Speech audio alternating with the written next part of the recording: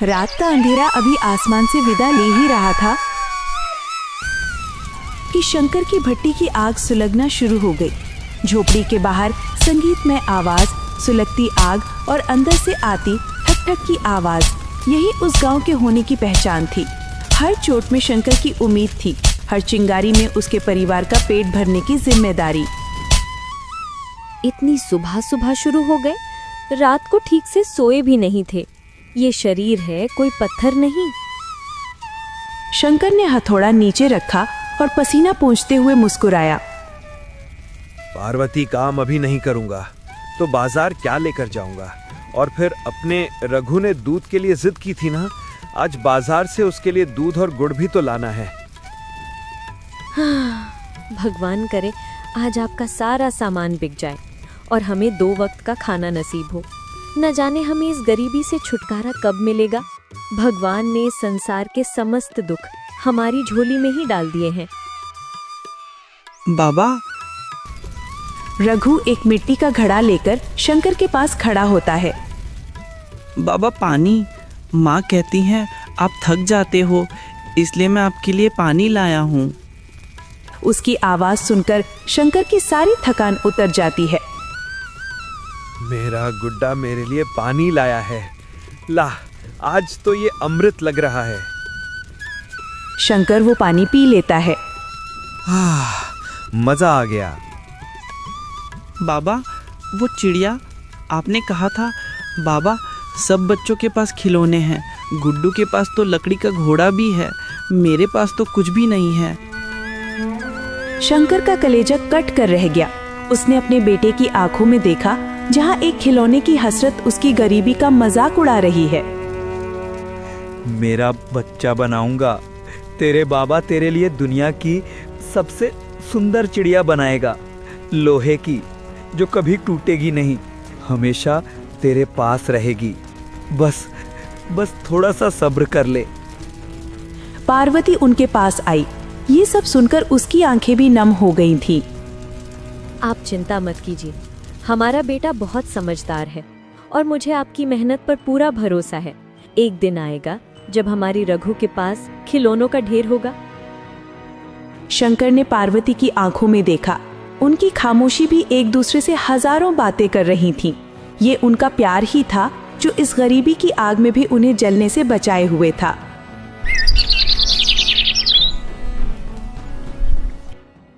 आप जाइए, नहीं तो आपको देर हो जाएगी बाजार पहुंचने में।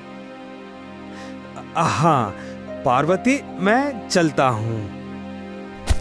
दिन भर की आग और हथौड़े की मार से बने औजार को पोटली में बांधे शंकर बाजार की ओर निकलता है।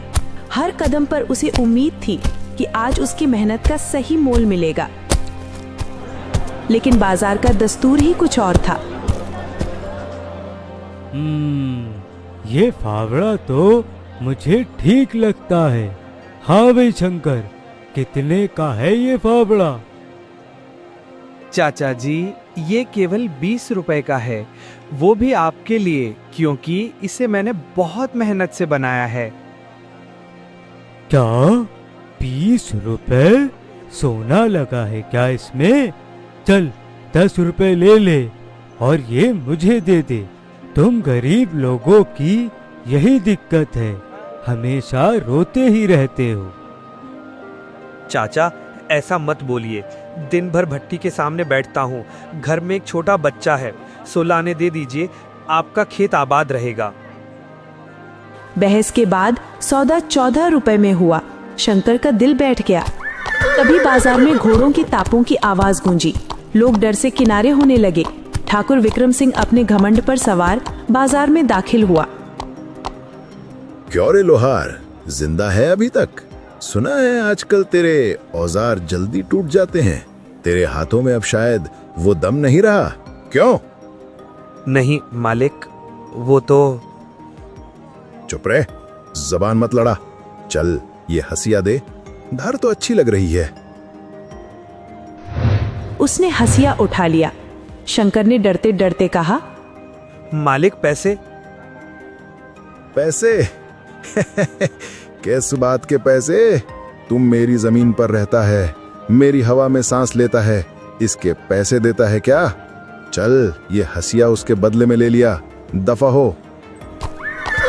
ठाकुर ने घोड़े को एड़ लगा दी और धूल उड़ाते हुए आगे निकल गया। शंकर वहीं बुत बना खड़ा रह गया। उसकी आंखों में आंसू आ गए। हे भगवान, ये कैसी परीक्षा है? कब तक मैं तुझे परीक्षाएं देता रहूंगा? अब मुझसे और नहीं सहा जाता।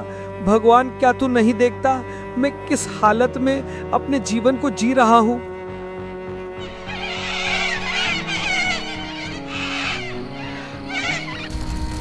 उस रात शंकर की झोपड़ी में चूल्हा तो जला, लेकिन किसी के हलक से निवाला नहीं उतरा।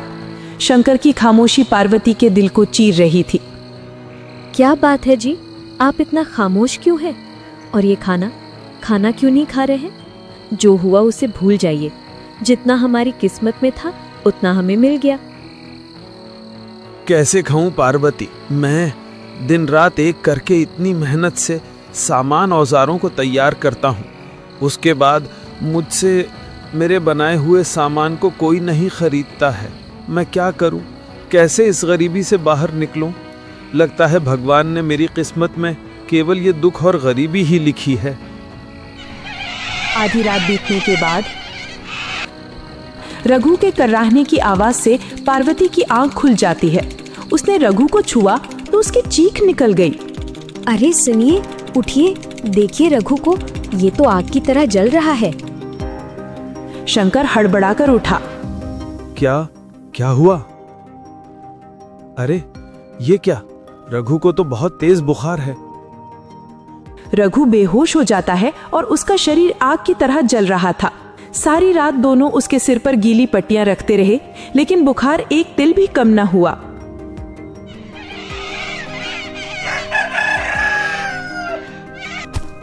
दिन निकलते ही वैद्य जी आए।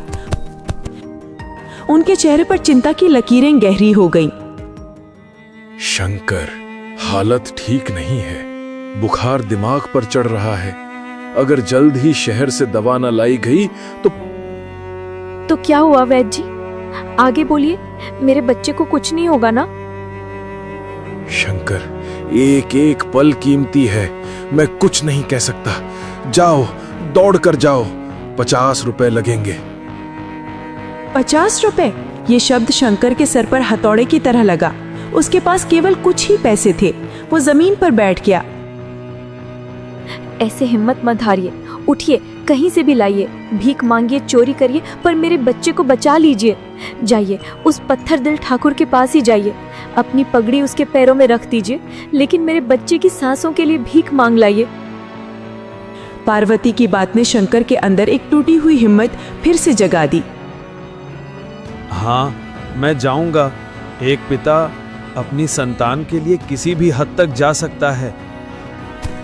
जब शंकर ठाकुर की हवेली की ओर निकला तो उसके पैर कांप रहे थे। ये वही दहलीज थी जहां से उसे हमेशा जिल्लत मिली थी, लेकिन आज वो अपनी नहीं, अपने बच्चे की जिंदगी के लिए आया था। रुक, कहाँ गुस्सा चला आ रहा है? ठाकुर साहब, तुम जैसे फटे हालों से नहीं मिलते। चल भाग यहाँ से। अरे भाई, एक बार मिलने दो, मेरे ऊपर रहम करो, मेरा बेटा मर रहा है। बड़ी मिन्नतों के बाद उसे अंदर जाने दिया गया। ठाकुर उसे देखकर आग बबूला हो गया। तेरी हिम्मत कैसे हुई यहाँ आने की? शंकर दौड़कर ठाकुर के पैरों में गिर पड़ा और अपनी पगड़ी उतारकर उसके पैरों में रख दी। मालिक, अन्नदाता, मेरा बेटा मर रहा है, बस 50 रुपए दे दीजिए। मैं जिंदगी भर आपका गुलाम बनकर रहूंगा। अब जो कहेंगे वो करूंगा, बस मेरे बच्चे की सांसें लौटा दीजिए। ठाकुर ने नफरत से शंकर की पगड़ी को एक झटके में पैर से दूर फेंक दिया। वाह, क्या अदाकारी है। तेरी इस फटी हुई पगड़ी की कीमत 50 रुपए से ज्यादा है क्या? और रही बात गुलामी की, तो एक शर्त पर पैसे मिल सकते हैं। बोलिए मालिक, हर शर्त मंजूर है। तू, तेरी बीवी और तेरा बेटा तीनों अगले 1 साल तक इस हवेली में बिना तनख्वाह के काम करोगे। तू लोहार खाने में, तेरी बीवी झाड़ू पोछे में और तेरा बेटा जब ठीक हो जाएगा तो वो भी यहाँ काम सीखेगा। बोल, मंजूर है? शंकर के कानों में जैसे गरम शीशा पिघला कर डाल दिया गया हो। उसने अपनी पगड़ी उठाई। शंकर बेजान कदमों से चलता जा रहा था। आसमान भी उसके दुख में रो रहा था। तेज बारिश शुरू हो गई। गांव के बाहर एक बरगद के नीचे वो गिर सा गया और फूट फूट कर रोने लगा। क्यों हमेशा एक गरीब की ही परीक्षा लेता है प्रभु? क्या ईमानदारी की कोई कीमत नहीं? ले मेरी जान ले, लेकिन मेरे बच्चे को बख्श दे। तभी एक शांत और गहरी आवाज उसके कानों में पड़ी। रूता वो है जिसे फल की चिंता हो पुत्र, तुमने तो बस अपना कर्म किया है। शंकर ने चौंक कर देखा, एक तेजस्वी साधु उसके पास खड़े होते हैं। बारिश की बूंदें उन्हें छुए बिना गुजर रही थीं। महात्मा, विश्वास से पेट नहीं भरता और न ही बीमार बेटा ठीक होता है। ये सब कहने की बातें हैं। विश्वास से ही सृष्टि चलती है पुत्र। तुम्हारा विश्वास ही तुम्हें यहाँ तक खींच लाया है। तभी साधु ने अपनी झोली से एक छोटा सा साधारण सा हथौड़ा निकाला। ये लो, ये हथौड़ा तुम्हारी मेहनत को सम्मान देगा। जैसे लोहा आग में तपकर कुंदन बनता है, वैसे ही तुम दुख में तपकर निखर चुके हो। जाओ, अपनी किस्मत अपने हाथों से गढ़ो। महाराज, मुझे हथौड़े की नहीं बल्कि पैसे की जरूरत है। धैर्य रखो। इस हथौड़े से तुम जो भी चीज बनाओगे वो इस दुनिया की सबसे अनोखी और बेहतरीन चीज बनेगी। लेकिन याद रखना, इसकी शक्ति तुम्हारी नीयत और मेहनत से जुड़ी है। इसका इस्तेमाल कभी लालच या घमंड के लिए मत करना। जाओ, अपने बेटे को बचा लो। शंकर कुछ कह पाता उससे पहले ही आसमान में जोर से बिजली कड़की। शंकर की आंखें बंद हो गईं। जब खुली तो वहां कोई नहीं था, बस उसके हाथ में वो हथौड़ा था और उसके दिल में एक आखिरी उम्मीद। क्या हुआ? क्या उस ठाकुर विक्रम सिंह ने आपकी फरियाद सुनी? क्या उसने आपकी मदद की? क्या हुआ? कुछ बोलते क्यों नहीं हो? नहीं पार्वती, उसने मेरी कोई मदद नहीं की। क्या? तो अब क्या होगा? कैसे हमारा बच्चा ठीक होगा? कहीं ऐसा ना हो हमारी आंखों के सामने ही हमारा बच्चा तड़प तड़प कर दम तोड़ दे। कुछ तो कीजिए, हमारे बच्चे को बचा लीजिए। पार्वती, थोड़ा धैर्य रखो। हमारा रघु ठीक हो जाएगा। मैं कुछ करता हूँ। अब शंकर के पास उस जादुई हथौड़े को आजमाने के अलावा कोई रास्ता नहीं था। उसने अपनी भट्टी फिर से सुलगाई। चलो, आखिर मैं भी देखता हूँ ये हथौड़ा मेरे लिए क्या कर सकता है। क्या सच में इसमें कोई जादू है? क्या सच में ये मेरी किस्मत बदल सकता है? शंकर ने उस हथौड़े से जब बेकार लोहे के टुकड़े पर चोट की तो एक अद्भुत नक्काशी वाला दिया बन गया। दिए को देखकर शंकर हैरान हो जाता है। अरे ये क्या? ये तो सच में एक जादुई हथौड़ा है।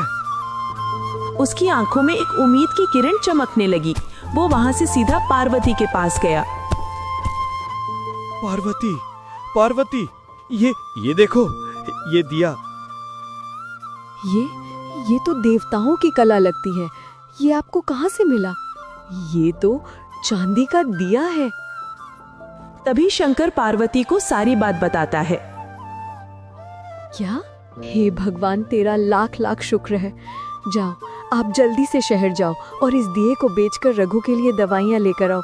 इससे पहले हमारे रघु की हालत बिगड़ जाए। हाँ ठीक है, मैं अभी जाता हूँ। शंकर आनन फानन में शहर की ओर निकल जाता है।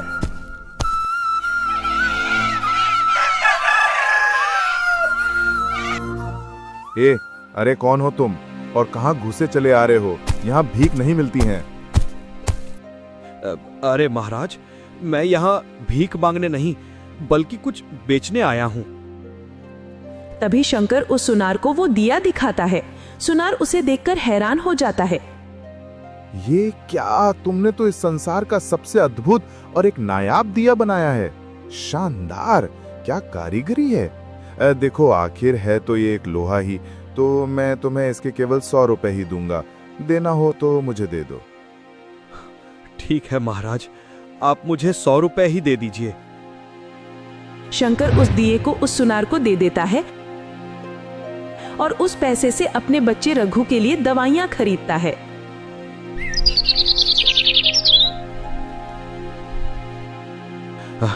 ये लीजिए वैद्य जी, मैं सारी दवाइयां ले आया हूं। अब मेरे बच्चे को ठीक कर दीजिए। वैद्य जी जैसे ही रघु को वो दवाइयां पिलाते हैं, अचानक रघु का बुखार उतर जाता है और वो अपनी आंखें खोल देता है।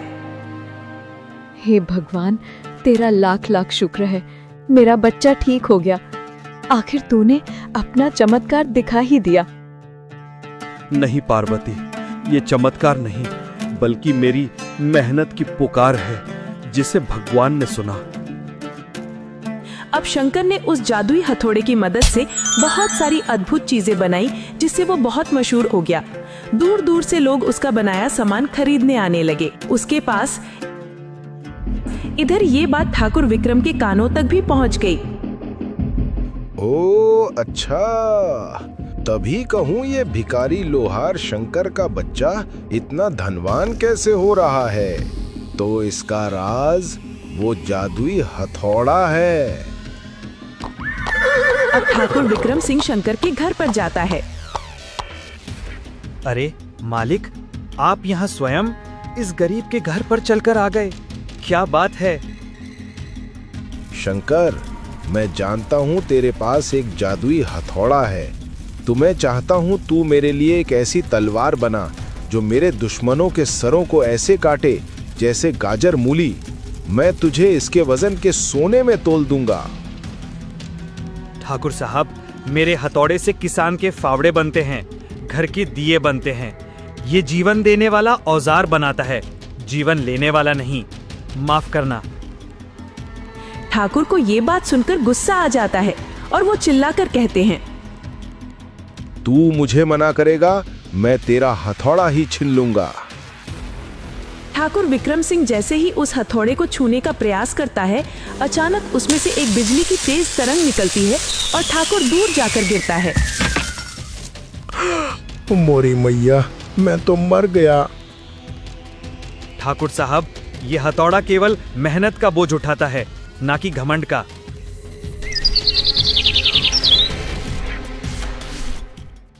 शंकर ने उस जादुई हथौड़ी की मदद से खूब दौलत और शोहरत कमाई, लेकिन वो अपनी जमीन नहीं भूला। उसने गांव की भलाई के लिए बहुत काम किए और हमेशा साधारण लोहार बना रहा।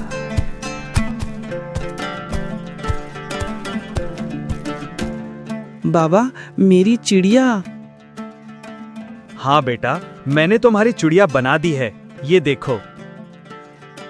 बाबा, ये चिड़िया सुंदर है पर उस जादुई दिए जैसी नहीं। बेटा, जादू से मिली चीजें आंखों को अच्छी नहीं लगती हैं, वो रूह को सुकून देती हैं। ये चिड़िया जादुई नहीं है, पर इसमें तुम हो।